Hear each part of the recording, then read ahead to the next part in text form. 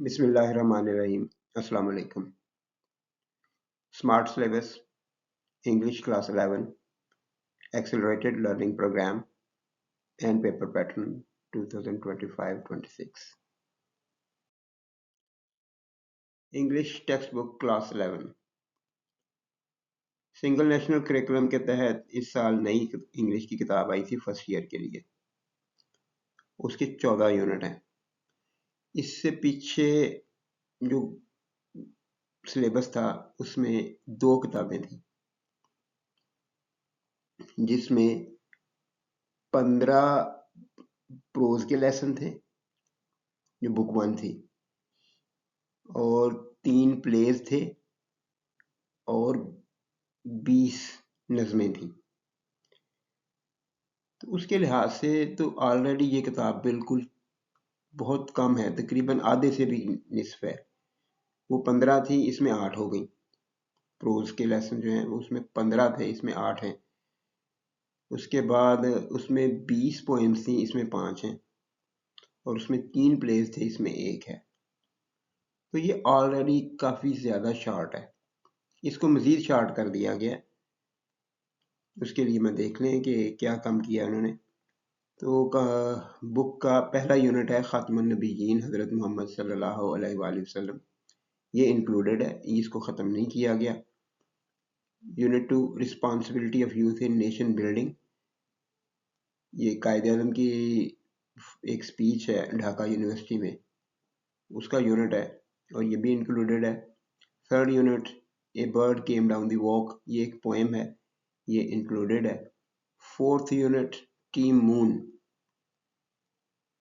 Apollo 11 के चांद पे जाने का जो मिशन था उसके बारे में एक डिटेल्ड लेसन है।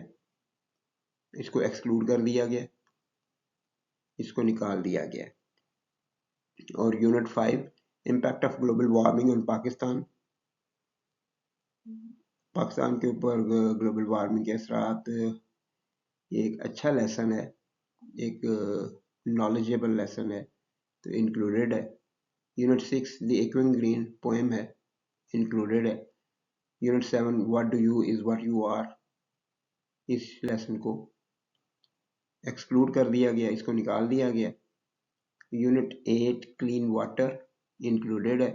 यूनिट 9 फ्रीडम पोएम है, एक्सक्लूडेड है, निकाल दी गई है।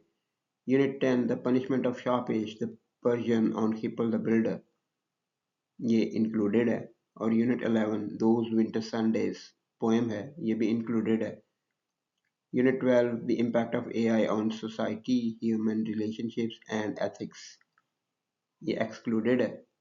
यूनिट 13 रुबाइयात अल्लामा इकबाल की नज़्म है, ये भी इंक्लूडेड है। और यूनिट 14 एंड ऑफ बिगनिंग, ये एक प्ले है, ये इंक्लूडेड है। तो इसमें 14 में से इन्होंने 4 यूनिट कम कर दिए, जिनमें एक पोएम कम की है और 3 प्रोज के यूनिट कम कर दिए और एक इकलौता जो प्ले है वो रिटेन रहा है, वो रहेगा। स्मार्ट सिलेबस इस साल मई में होने वाले एग्जाम्स तक के लिए है। इस जो करंट सेशन चल रहा है इसका जो फाइनल एग्जाम होंगे मई 2026 में, उसमें उस तक के लिए, इसके आगे नहीं है ये, इसके आगे फिर पूरी किताब होगी। लेकिन इसकी जो डिवीजन है क्वेश्चन वाइज वो मैं आपके सामने रख देता हूँ। ऑब्जेक्टिव टाइप जो हिस्सा है पेपर का, 100 नंबर का पेपर है, 20 नंबर की ऑब्जेक्टिव आएगी।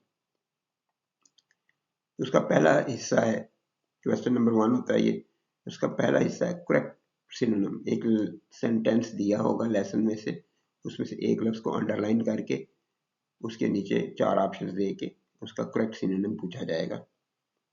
तो इसकी डिवीजन कुछ इस तरह से है कि प्रोज के जो 5 लेसन है उनमें से 5 सिनोनिम्स आएंगे, पोइट्री के ये जो 4 यूनिट्स हैं उनमें से 3 आएंगे और प्ले जो एक है उसमें से 2 आएंगे, तो ये टोटल 10 हो जाएंगे।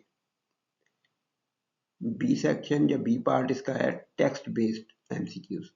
ये वो एमसीक्यूज हैं जो टेक्स्ट में से पूछे जाते हैं, लेसन के टेक्स्ट में से, और नॉर्मली ये एक्सरसाइज में दिए गए होते हैं। एक्सरसाइज में से ही पूछ लिए जाते हैं। लेकिन इसके अलावा भी एग्जामिनर का इख्तियार होता है कि वो खुद से क्वेश्चन टेक्स्ट में से बना के दे दे, तो इन्हें टेक्स्ट बेस्ड एमसीक्यूज कहा जाता है। ये 5 मार्क्स के आएंगे, प्रोज में से 3 नंबर के और पोइट्री में से 2 नंबर के, प्ले में से ये क्वेश्चन नहीं आएगा। और C section, correct form of verb, ये ग्रामर का हिस्सा है, लेकिन ग्रामर और कंपोजिशन की किताब में से नहीं आएगा, बल्कि ये जो 4 लेसन छोड़ के बाकी जितनी भी किताब बचती है उसकी एक्सरसाइज में से आएंगे।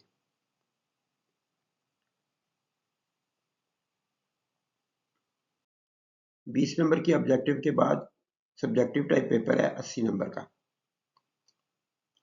तो इसमें 3 questions, question number 2, question number 3, question number 4, ये शॉर्ट क्वेश्चंस के क्वेश्चंस हैं, यानी इनमें शॉर्ट क्वेश्चंस पूछे जाते हैं। तो प्रोज वाले सेक्शन में से 10 क्वेश्चन आएंगे, 7 अटेम्प्ट करने होंगे, 14 मार्क्स होंगे, और ये प्रोज के 5 लेसन हैं, इनमें से आएंगे। और मोस्ट प्रोबेबल है कि ये लेसन की एक्सरसाइज में से आए। और पोइट्री 8 क्वेश्चन आएंगे, 5 अटेम्प्ट करने होंगे, 4 लेसन ये हैं, जो 4 यूनिट हैं उनमें से ये, और 10 नंबर इसके होंगे। और प्ले 5 क्वेश्चन आएंगे, 3 अटेम्प्ट करने हैं, 14वां लेसन है ये, और 6 नंबर इसके होंगे।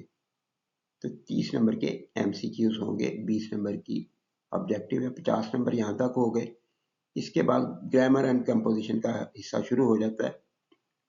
5वां क्वेश्चन है लेटर और एप्लीकेशन। एक लेटर आएगा, एक एप्लीकेशन आएगी, उन दोनों में से कोई एक करना है आपने, और तो उसके 10 नंबर हैं। ये ग्रामर एंड कंपोजिशन की टेक्स्ट बुक में से आएगा।